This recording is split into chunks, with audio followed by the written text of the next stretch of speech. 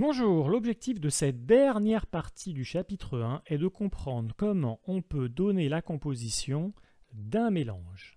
Alors tout simplement, elle peut être décrite par un pourcentage massique ou par un pourcentage volumique. Maintenant, si on connaît le volume total du mélange, on peut vous demander de calculer le volume des différentes espèces chimiques qui composent ce mélange. De même, si on connaît la masse totale du mélange, on peut vous demander de calculer la masse des différentes espèces chimiques qui composent ce mélange. Alors concernant l'air, il y a tout de même deux valeurs à savoir par cœur.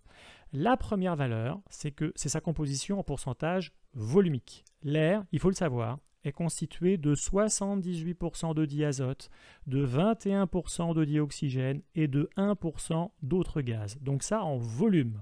En d'autres termes, pour 100 litres d'air, il y a 78 litres de diazote, 21 litres de dioxygène et 1 litre d'autres gaz. Bien. Je prends un autre exemple simple. Si on vous demande de calculer le volume de dioxygène dans 200 litres d'air, vous devez argumenter pour donner comme conclusion qu'il y a 21 fois 2, 42 litres de dioxygène dans 200 litres d'air.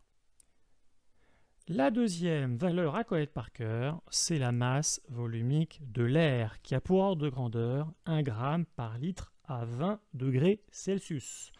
En d'autres termes, 1 litre d'air a une masse de 1 g. Vous vous rappelez, on avait vu qu'un litre d'eau avait une masse de 1 kg. Ce sont des valeurs assez faciles à retenir. Donc, ce qu'on peut aussi écrire, c'est qu'un mètre cube, c'est 1000 litres. Donc 1000 litres d'air a pour masse 1 g fois 1000, c'est-à-dire 1000 grammes, c'est-à-dire 1 kg. Donc on peut aussi écrire que la masse volumique de l'air est égale à 1 kg par mètre cube. 1 mètre cube, je répète, c'est 1000 fois 1 litre.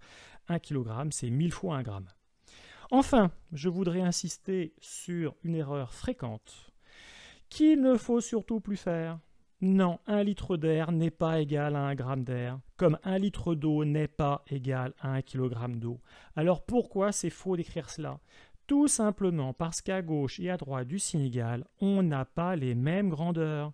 À gauche, on a un volume qui se mesure avec une éprouvette graduée. À droite, on a une masse qu'on mesure avec une balance. Si je vous disais, j'ai 15 ans, je pèse 55 kg, donc 15 ans égale 55 kg, j'imagine que cela vous choquerait. Les grandeurs ne sont pas les mêmes, donc l'égalité est totalement fausse. Donc, si vous désirez écrire cette correspondance, deux possibilités s'offrent à vous. Ou bien vous écrivez la phrase suivante, la masse d'un litre d'air est égale à 1 gramme. Là, tout est juste, le sujet est la masse. Donc la phrase est correcte. Ou bien vous remplacez le signe égal par une flèche pour bien indiquer qu'il n'y a pas d'égalité, mais qu'il y a bien une correspondance entre ces deux grandeurs. Alors attention vraiment à ce point important en sciences physiques, il faut toujours garder à l'esprit qu'à gauche et à droite d'un signe égal, on a toujours des unités identiques. La seule exception, si on veut parler d'exception, concerne les conversions. Par exemple, on peut écrire qu'un kilogramme égale 1000 grammes. Dans ce cas-là, les unités sont différentes, mais l'un est le multiple de l'autre. Donc on a bien une unité de masse qui est égale à une autre unité de masse. Voilà, le chapitre 1 est fini. Bon entraînement et à bientôt!